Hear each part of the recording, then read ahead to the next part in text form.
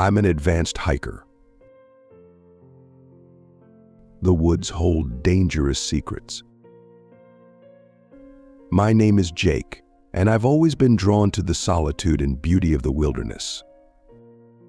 Hiking and camping have been my passion since I was a teenager, a way to escape the chaos of everyday life and reconnect with nature. Over the years, I've had some incredible adventures, but I've also experienced things that still haunt me to this day.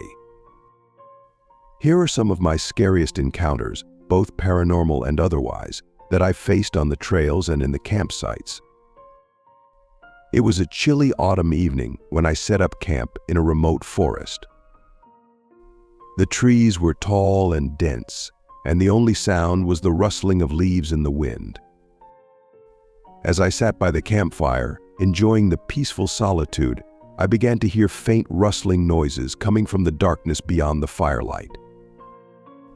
I assumed it was just a small animal and didn't pay much attention.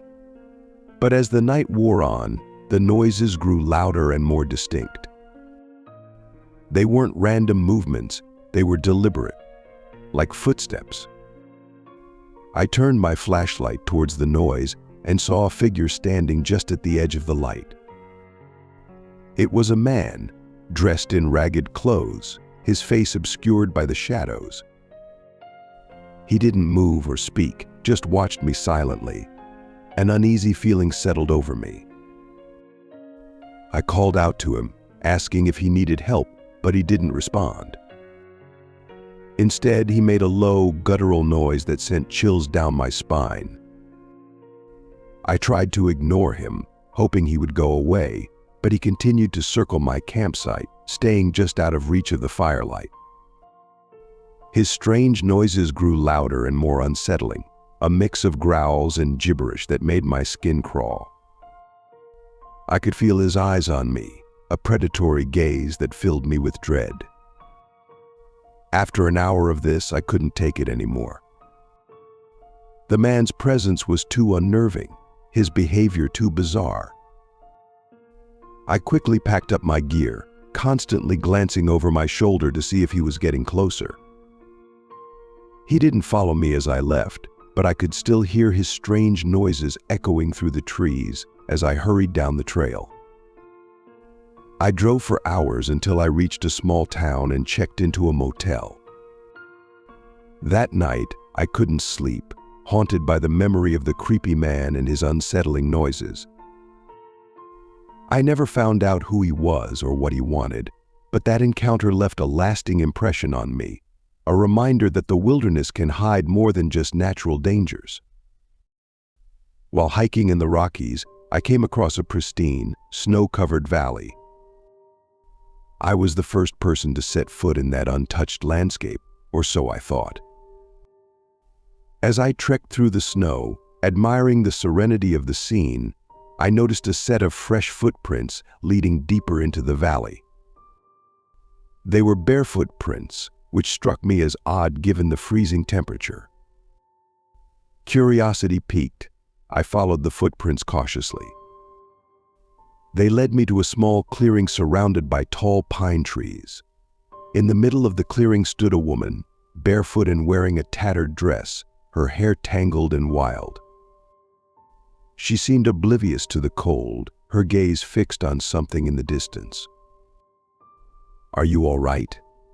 I called out, my voice echoing in the silence.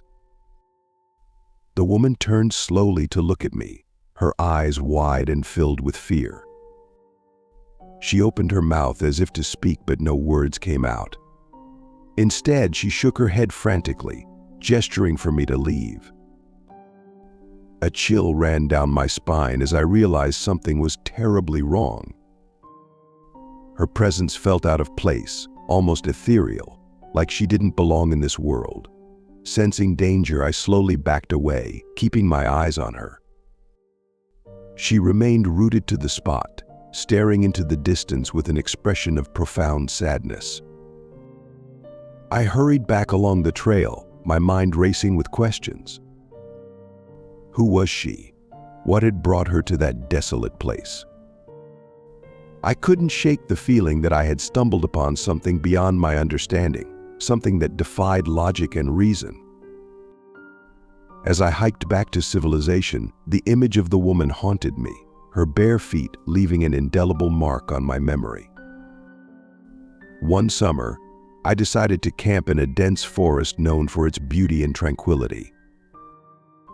As night fell, the forest was alive with the sounds of nature. But around midnight, those sounds were replaced by something far more sinister. I heard screams echoing through the trees, blood-curdling cries that seemed to come from all directions.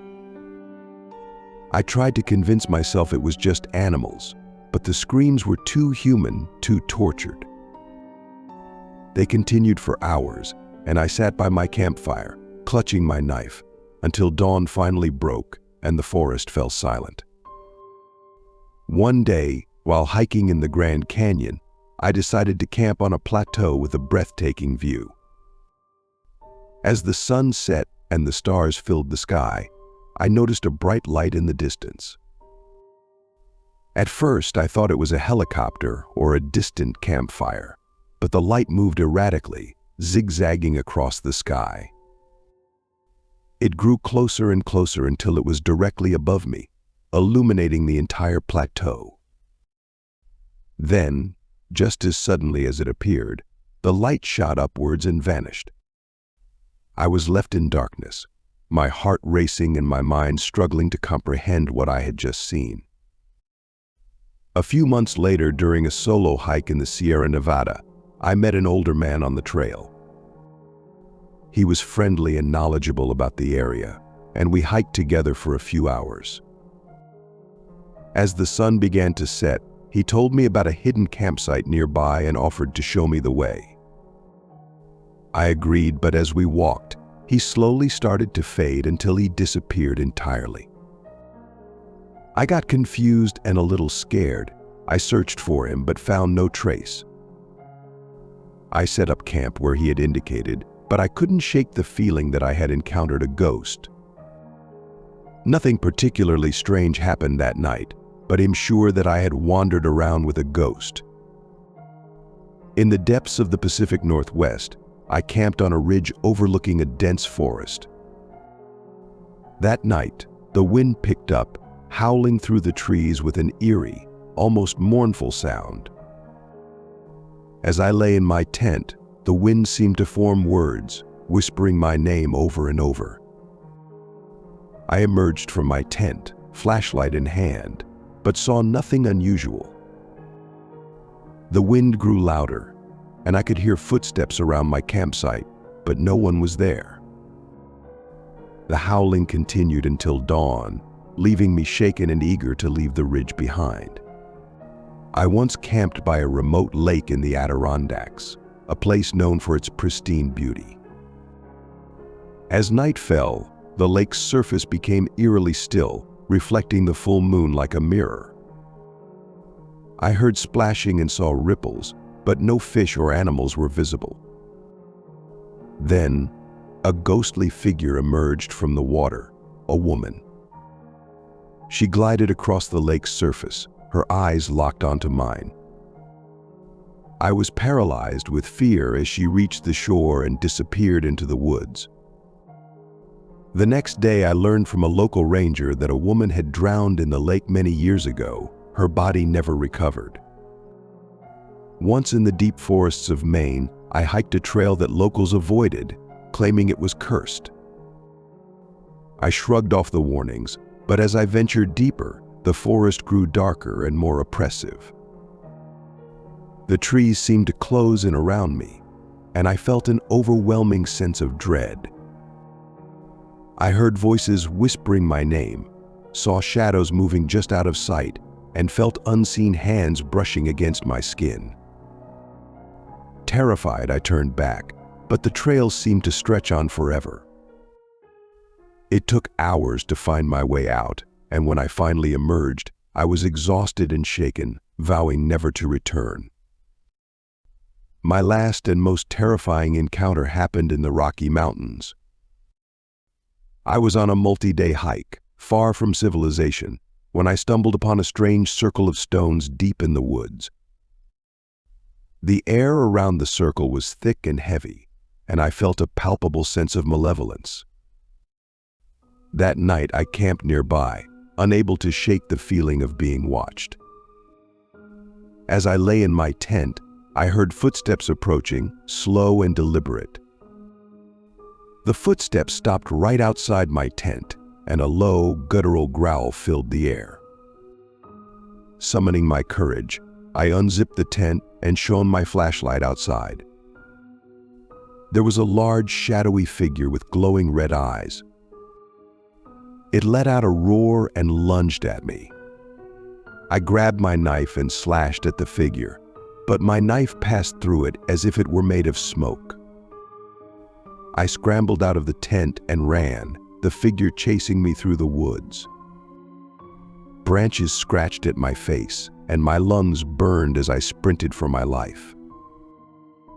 Eventually, I reached a clearing and the figure stopped at the edge, watching me with those malevolent eyes. I didn't stop running until I reached my car, miles away. I drove home in a daze, my mind reeling from the encounter. Once I reached home, I noticed there were unexplainable deep scratch marks on the backside of my car. The marks were too big for it to be an animal's doing.